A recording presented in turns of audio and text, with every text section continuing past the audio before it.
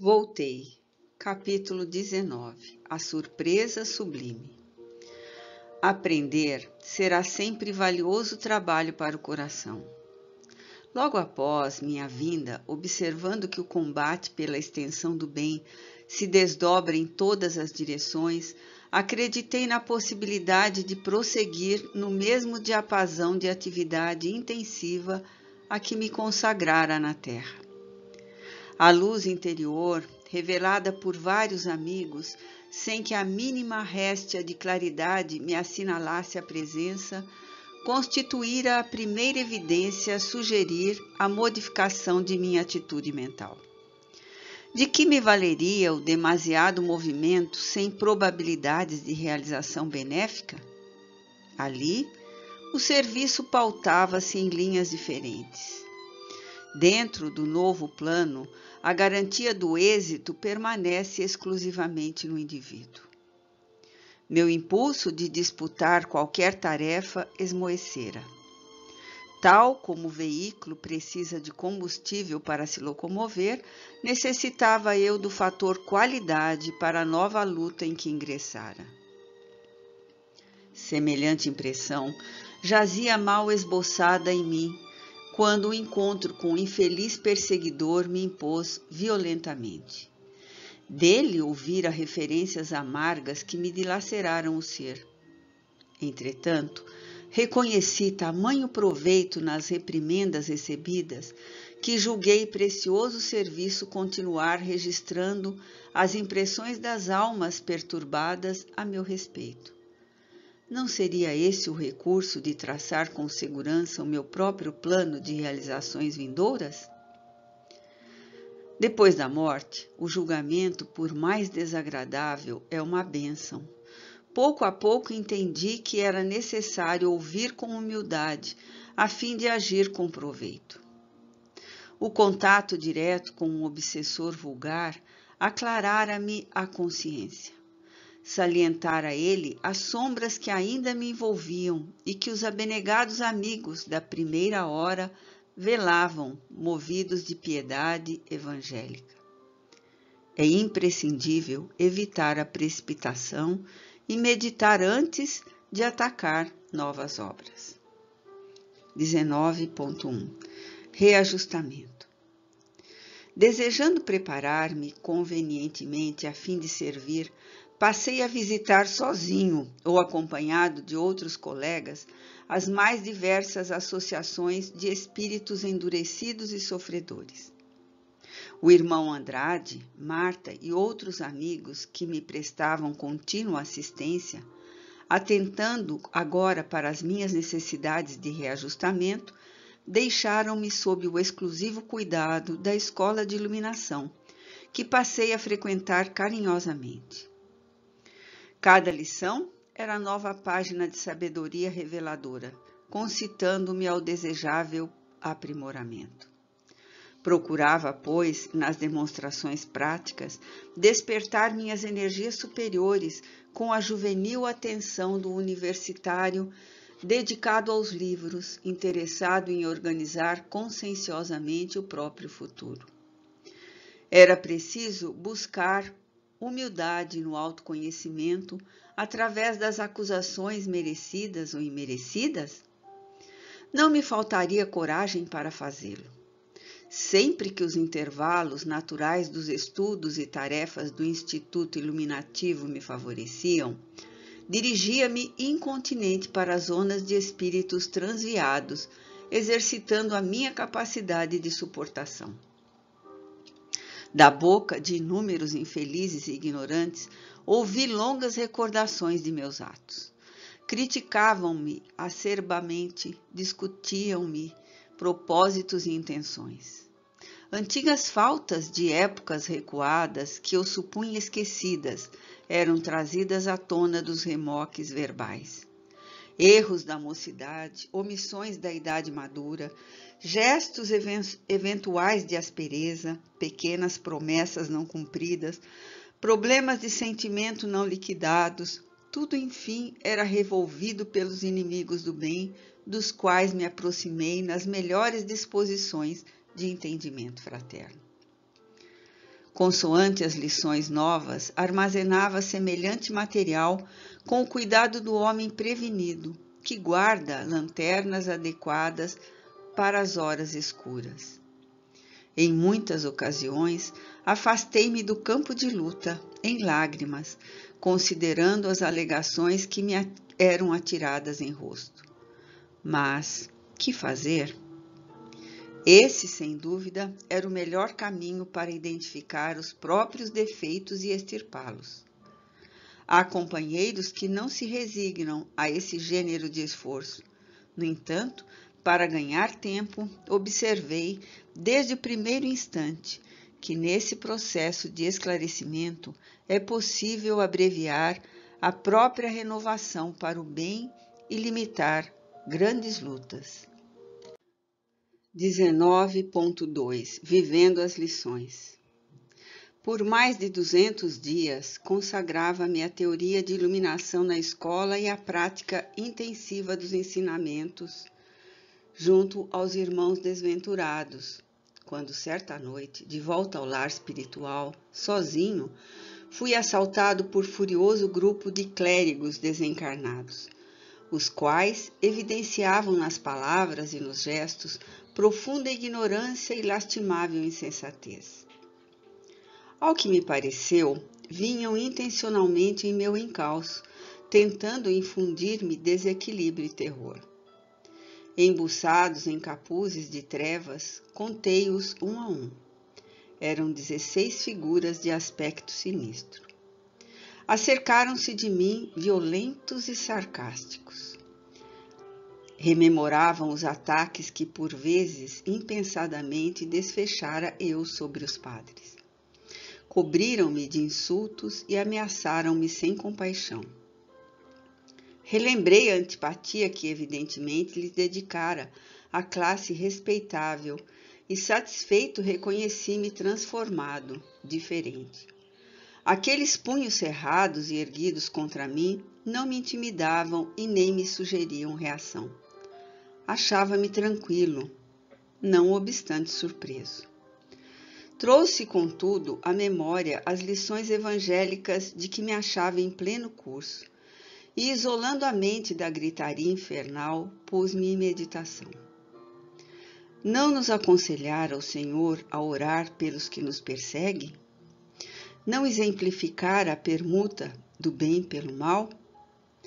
Não nos pedira Ele ajudar os inimigos e amparar os que nos caluniam e odeiam? Além disso, não seriam aquelas almas dignas de ajuda e piedade? Possivelmente, várias circunstâncias haviam conspirado na existência terrestre contra os seus ideais de melhor sorte. Se a providência divina não me oferecesse recursos de mais amplo conhecimento da vida, se fosse obrigado, no princípio da luta humana, a demorar-me nas fórmulas de fanatismo religioso, teria alcançado suficiente energia para libertar-me? E se o padre houvera sido eu? Como toleraria as disciplinas? Teria bastante coragem para arrostar os obstáculos impostos pelas vaidades da posição decorrentes dos compromissos eclesiásticos? Solucionaria sem perturbações os problemas do partidarismo dogmático? Afinal, por que irritar-me? Quem merecia mais compaixão? Eles que se achavam na desventura de ignorarem o Cristo da bondade e do entendimento? Ou eu que já compreendia de algum modo a necessidade de trabalhar, lutar e sofrer pela redenção própria? Tocado pelo sincero desejo de auxiliá-los, entreguei-me à prece, não como de outras vezes em que emitia palavras de louvor e súplica com bases menos profundas no sentimento. Intentava, com toda a alma, ser útil àquela falange de entidades inconscientes. Em verdade, não possuía algo de bom em mim mesmo. Entretanto, Jesus permanece rico de bondade e ternura em todos os dias da vida. Atender-nos-ia o apelo, viria em socorro de nossas necessidades. Decorridos alguns minutos, observei que, ao me contemplar em oração, os circunstantes se afastaram um tanto, embora continuassem a crivar-me de doestos e zombarias. Quando me detive na rogativa ao divino amigo, reportando-me as aflições que aquelas almas infelizes naturalmente deveriam experimentar ao longo do caminho regenerador, e refletindo quanto às angústias de que se veem acometidas, impressionante silêncio se fez em torno. Nunca, talvez, como naqueles momentos, me senti tão fortemente interessado por alguém, qual se estivesse disputando auxílio para irmãos ou filhos de meu próprio ser. Quando descerrei as pálpebras úmidas pelo pranto de emotividade a que a prece me conduzira, notei que os adversários se afastavam cabisbaixos e vencidos. Procurei invocar-lhes o regresso a fim de conversarmos fraternalmente, mas a voz jazia sepultada na garganta. Sobreviera o imprevisto. Tomado de assombro, verifiquei que branda luz de um roxo carregado brilhava em torno de mim. Ó Senhor, como pintar a comoção da alma livre aos companheiros que ainda me encontram jungidos às limitações da carne? 19.3 Novo despertar. Surpreendido com semelhante luminosidade, senti-me chumbado ao solo. Quem a estaria irradiando a meu lado? Cerrei os olhos novamente para agradecer a presença do benfeitor, que por certo ali se encontrava junto de mim. No entanto, apesar de recolher-me à intimidade do próprio eu, vi ainda os raios a se renovarem no meu íntimo. Intrigado, refugiei-me de novo na prece em silêncio, quando em meio da massa luminescente lobriguei o vulto de alguém que me procurava evidenciar-se. Era Bittencourt Sampaio a estimular-me o coração para o bem. Não se revelava tão nítido quanto na noite inolvidável de nosso encontro no santuário, mas não tive qualquer dificuldade para reconhecê-lo. Jacó, disse ele, depois de algumas palavras de encorajamento e saudação, não te admires da claridade que te rodeia. Ela pertence a ti mesmo. Nasce de tuas energias internas, orientadas agora para a bondade suprema. A concentração de amor verdadeiro produz bendita claridade na alma. A luz é substância divina gerada nas fontes superiores do Espírito Eterno. Feliz de ti que compreendeste sem tibieza a necessidade de alijar os próprios caprichos para que a vontade do Senhor te favorecesse o santuário da consciência. A mente que atira para fora de si o obscuro e pesado material dos interesses menos dignos prepara-se valorosamente para o celeste sinal da irradiação espontânea. As preocupações indesejáveis passaram. Principiaste a renunciar com sinceridade ao homem velho e a criatura nova em Cristo se vai formando em teu coração. Bendita seja a tua esperança. Não te esqueças de que o amor dá sempre, principalmente de si mesmo, de suas próprias forças e alegrias. Por agora, os raios de tua boa vontade brilharão nas horas culminantes da fé pela concentração de poderes espirituais na prece.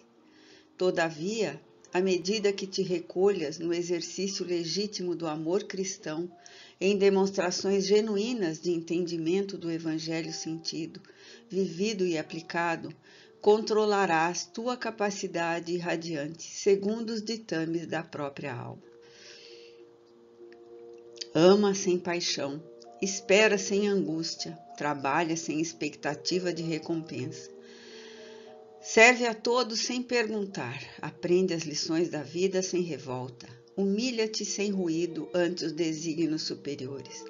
renuncia aos teus próprios desejos, sem lágrimas tempestuosas, e a vontade justa e compassiva do Pai iluminar-te-á constantemente o coração fraterno e o caminho redentor.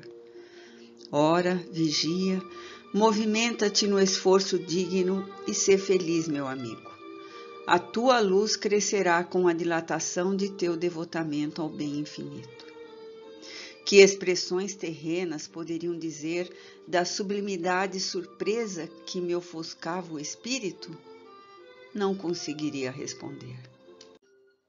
19.4 Sábio aviso. Doce e indefinível emoção fazia-me vergar sob o peso de lágrimas de reconhecimento e júbilo. Reparando que o mensageiro se conservava em silêncio ao meu lado, esperando que me pronunciasse, recordei o ensinamento evangélico e repeti as sagradas palavras. Faça-se no escravo a vontade do Senhor. E porque vibrasse no desejo de relacionar minhas experiências novas para os companheiros da retaguarda, supliquei lealmente. Bittencourt, meu amigo, no plano da carne, nossos irmãos em maioria guardam o errado conceito de elevação e salvação. Muitos se acreditam privilegiados por apresentarem um simples título de crença religiosa, e outros supõem que basta o dever de assistência caridosa e mecânica ao próximo necessitado e sofredor para que subam inconscientemente aos mundos felizes. Poucos se previnem quanto à exigência de aprimorarem a si mesmos, a fim de irradiarem somente o amor que o Mestre nos legou. Ser-me-á permitido dar-lhe notícias da esfera nova? Talvez minha humilde experiência pessoal aproveite a algum deles para que se decidam a praticar o Evangelho e a servi-lo acima de si mesmos, com esquecimento da vaidade e do orgulho, do egoísmo e da discórdia que muitas vezes nos requeimam o coração. Sim, Jacó, concordou atencioso, serás autorizado a fazê-lo. Entretanto, contém os impulsos que te sugerem a iniciativa. Evita as referências pessoais em que te ocorreia o fraterno. Em muitas circunstâncias, a citação de um simples nome provoca enormes perturbações mentais em torno da criatura a quem nos referimos. Não tentes impor convicções a espírito algum, ainda mesmo em se tratando dos mais profundamente amados. Conta o teu caso tranquilamente aos que te puderem ouvir, longe da curiosidade enfermiça que nunca se anima ao trabalho sério, sem olvidares a função do tempo na sementeira da fé. Aprende a esperar no serviço edificante, impessoalizando as boas obras. Guarda-te do mau desejo de tudo dizer indiscriminadamente a um só minuto. A ocasião de plantar e cultivar, colher e selecionar. A verdade é como a luz que, não convenientemente dosada, pode cegar os olhos ao invés de iluminá-los. Transmite, pois, as tuas notícias prudentemente, sem presunção de seres aproveitado e aceito no imediatismo da luta humana. E acalma-te sem demora, convencido de que toda criatura, tanto quanto aconteceu conosco, deixará um dia o patrimônio da carne, com tudo que lhe diz respeito no campo da ilusão educativa ou na sombra devastadora. Ajuda a planta a desenvolver-se e florir, mas não violentes o germe a fim de que o fruto apareça no momento preciso. Em seguida, Bittencourt despediu-se com palavras reconfortantes e amigas, deixando-me na consoladora certeza de que me seria possível esclarecer os irmãos de luta e de ideal, quanto às surpresas que me haviam aguardado além da morte. Que alegria maior poderia felicitar-me o coração de lutador?